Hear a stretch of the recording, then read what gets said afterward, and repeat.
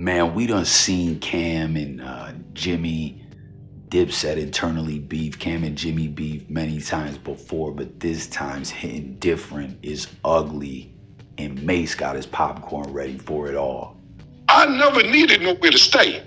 When you act like niggas on your couch, you was a fan, nigga. You begged us, you are a fan, nigga. A fan.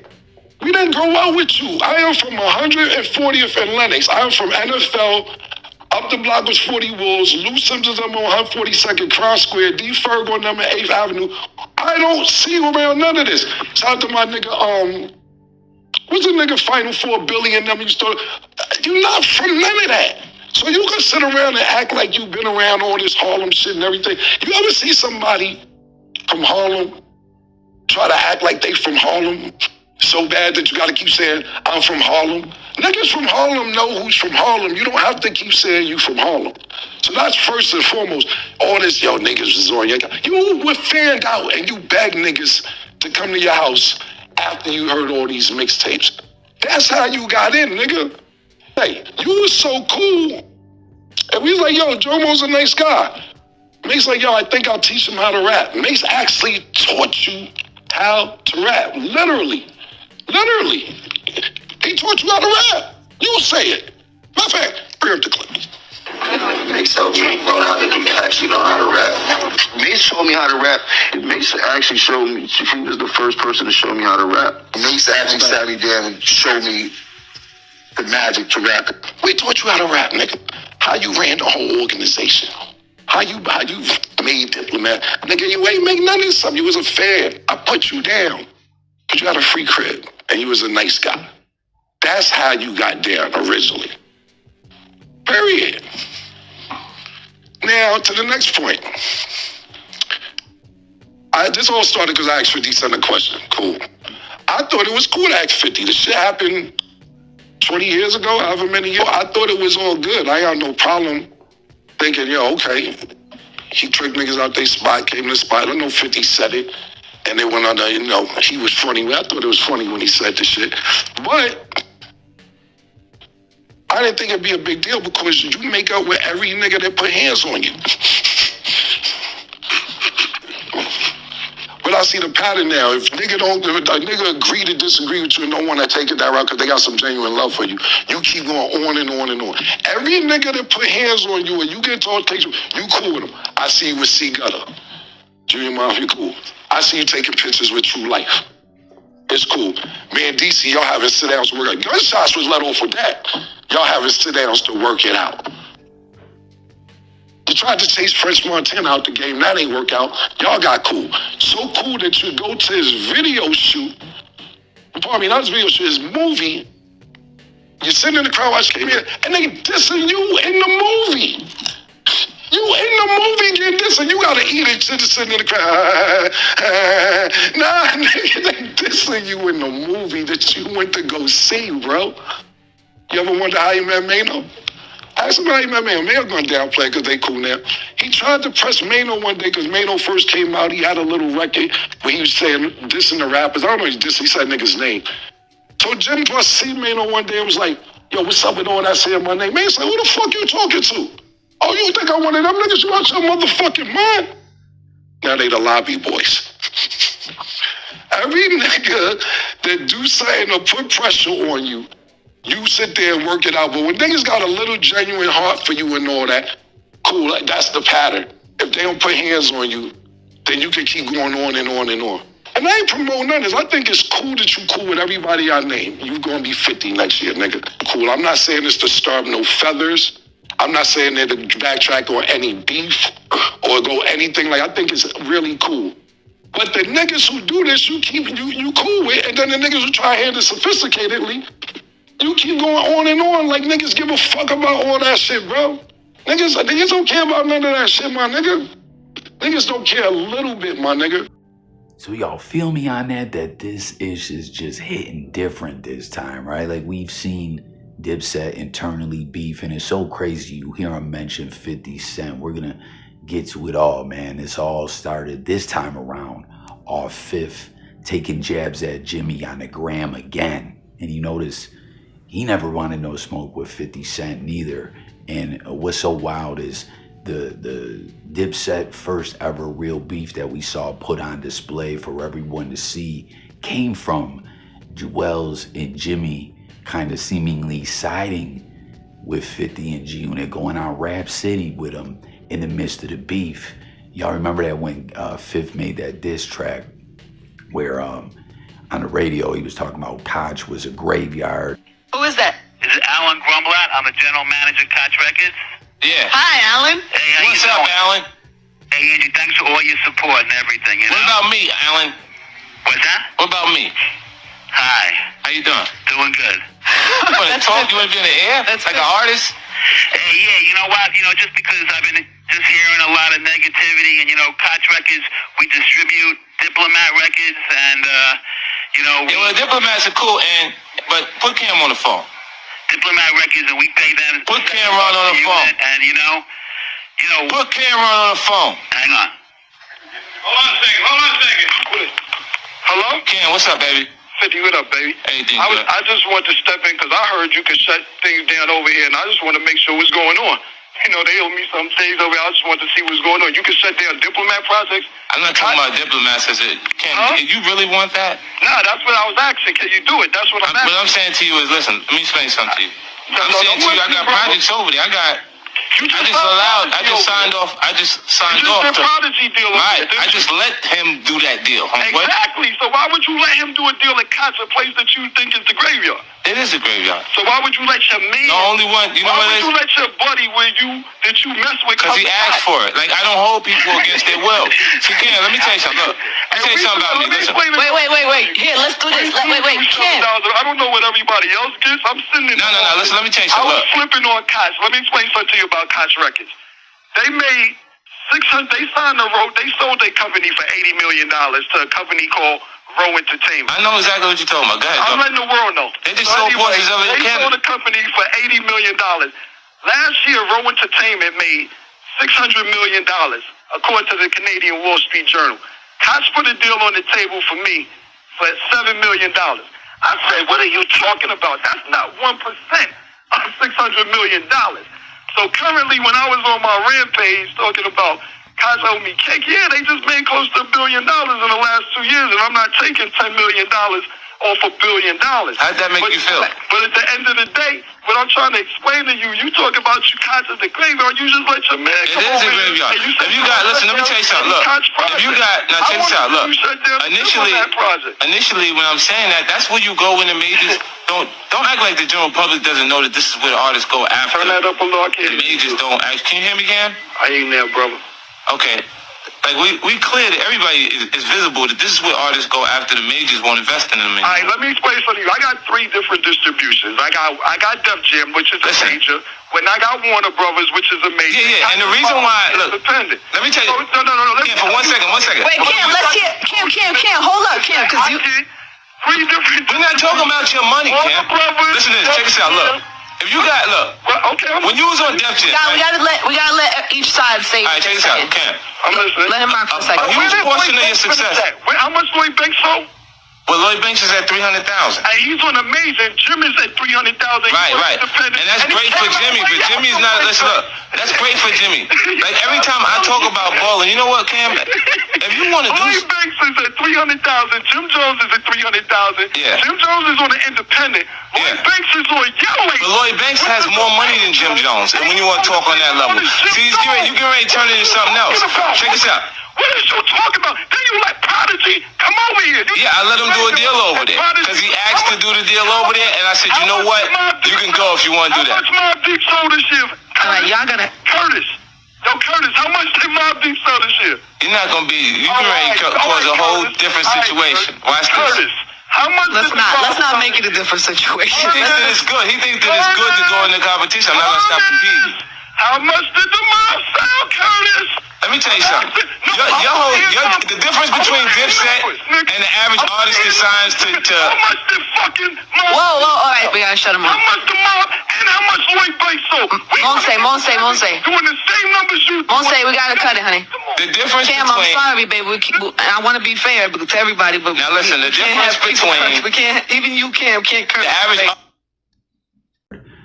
like, you know what I'm saying? Killer Cam called in trying to take up for the Dips and the deal that they had with Koch, right? Aside from the Rockefeller deal, which at that time, I don't know if it was even, it wasn't even a thing no more. The Rock, I think, was deaded off at this time. But he's calling in to speak his piece, as 50 Cent is just so crazy with this ish, the way he gets at people, you know what I mean?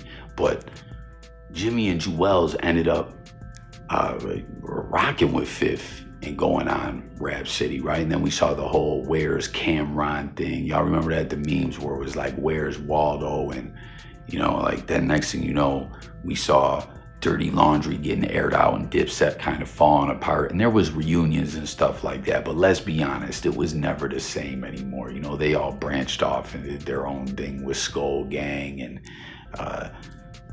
Bird Gang and Vamp Life and, you know, whatever else. And Cam moved on, rocking with Vado. But it's just a trip that all these years later, 50 Cent is taking jabs at Jim Jones.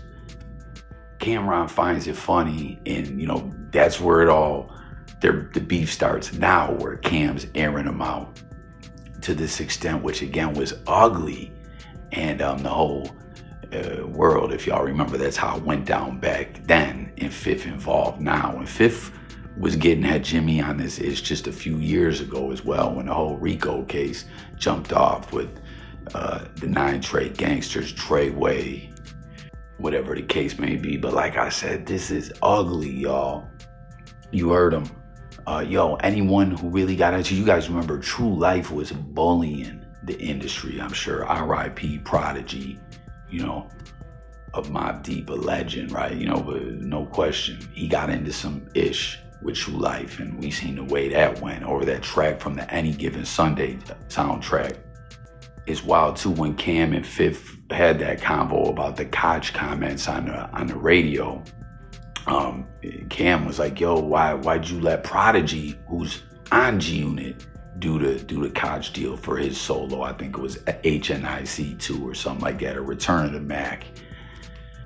But True Life was out here bullying the industry, and he did the same thing to Jimmy. We seen him with the chains and all that. He was clowning on him, and y'all seen what happened to True Life. He went away and did a bunch of time and came back on some different ish, and he was rocking with Future, free bands and all that. I don't know if comment after he came home how his career went, if he really turned up at all or anything. Like, True Life was a guy that just seemed too real for the industry, in a sense, the way he was rocking, man. Like, people wanted no smoke with him. And then, you know what's so interesting too, you hear him talking about Junior Mafia.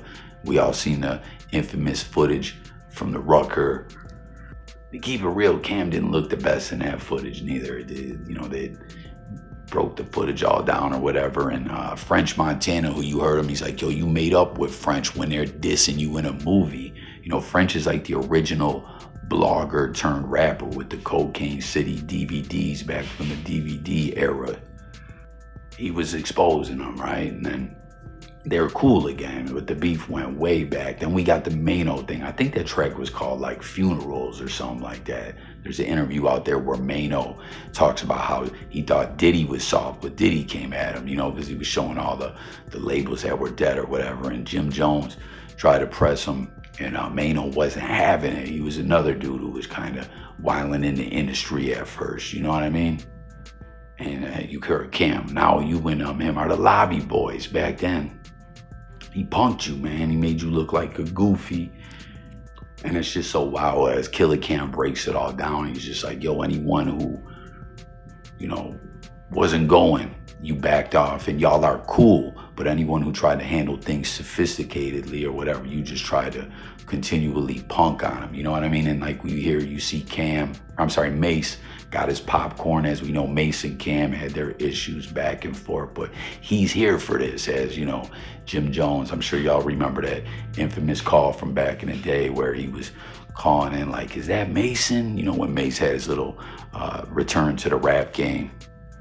And it's cool that him and Mase have pieced it up and have kept things going for a while with this podcast. You know, they got their thing going, and you know, you heard Mase taught you how to rap. You ain't really from Harlem. you just had your grandma's crib and you were a nice guy and a fan, and we all put you on, and Mase taught you how to rap. And I don't know, to me, this just hit differently. Like, real talk, man. Not the best look for Jimmy. And it's wild, too, for those that were following Killer Cam's career early on, from Confessions of Fire to SDE and on. Originally, Jim Jones was almost like another, I don't want to say freaky Zeke, but just another hype man, you know what I mean? And more, he became a rapper. And it's kind of wild, too, the way he was so extra'd out with all the gang-ish in the rap game, you know what I mean? Like, individuals, just like how Cam was saying, people that go too hard to rep off, like, that they're from Harlem. Like, they ain't got to do that if they're really from there. And it's just like, with all the individuals got to act like they're tough, repping that gang-ish. Like, it's like, we don't believe you, you know what I mean? We don't believe you, you need more people. And I don't know, I just felt like this hit differently. We've seen the beef and we've seen them make up, but we've seen they've kind of kept their distance over the years and whatnot. And I don't know, at this point, all these years later, Cam just like, yo, we're too old for this bull-ish, and you out here wanting to get all extra goofy because 50 Cent poking at you with, you know, these transcripts and a wiretap from the Treyway case. That's cool, but now you gotta get violated. Yeah, super violated. Super duper. So ain't too much he can really do unless he gonna go run around with 100 armed securities all day. You know what I'm saying? He gonna get tired of paying. He ain't getting enough money for that. That's a fact. And he just canceled all his shows. And he ain't a gang member no more. Nah, he ain't nothing. That's what Shotty needs to make sure he do. Nah, Just tell that nigga that he's not a gang member no more. He kicked out the whip. He was never a gang member. Nigga, Shotty need to expose him. Like, nah, it's a pussy. What did he do? He got a TMZ. TMZ wanna talk to niggas on Monday. So Shotty like, you want me? Crippy. I think he said, nah, you don't need to be on no TMZ. Let Shotty be on TMZ. I'm not gonna get on it, but he wanted me to talk to the nigga and tell the nigga what happened, like, cause you know, my lap first, you feel me? So he was. Nah, you don't say nothing. You let Shotty handle that shit, bro. You don't say nothing. So don't say that? Nah, Shotty gotta handle that shit. He get on TMZ, he need to talk his talk and he talk his shit. You dig? Mm-hmm. And he need to be very, very, very articulate about what he's saying, why he made people think that nigga was a gang member. He needs to let niggas know that he was never a gang member. He was always a money ploy for the gang members. And he gotta figure it out. But they gonna have to violate Shorty, cause Shorty on some bullshit.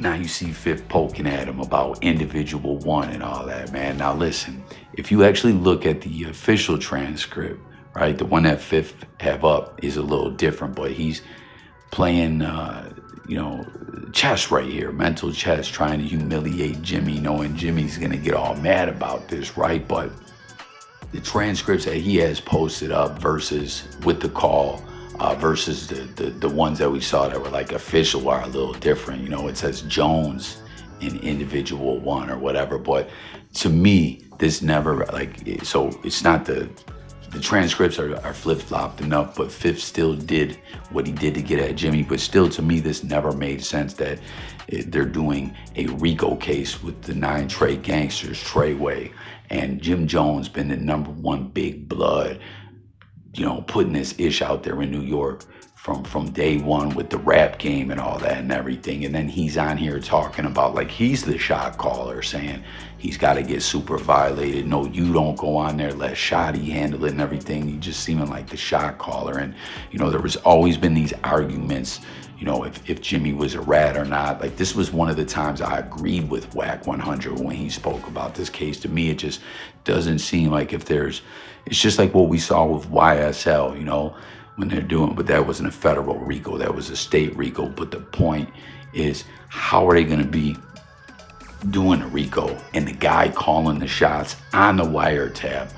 And, you know, a lot of people are like, oh, super violate don't mean this or that. Listen, He's talking about violate him, get at him, you know what I mean? Let people know he's kicked out the whip. He ain't in the gang. Like, it's clear as day what Jimmy's saying here, and the feds will take liberties, you know what I'm saying, when making a case as well. And I just, has never made any sense to me the way Jim Jones didn't get bagged up in this. And, you know, there's been a lot of people always pointing out too that he always had a lot of you know, rappers and goons around him and stuff like that who were getting caught up in situations. And back at this time, he got bagged up with a couple cases, and those cases always just seemed to poof, disappear. And, you know, here Jimmy is the guy that, you know, went so hard to be the big blood and all that in New York.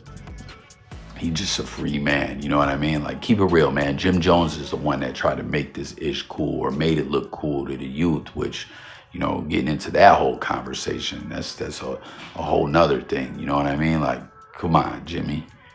Like, this is just always spoke volumes to me, you know what I'm saying? But Fifth did switch the paperwork up a little bit, but nonetheless, man, Jimmy looking like a cold snitch, a federal informant, if you ask me.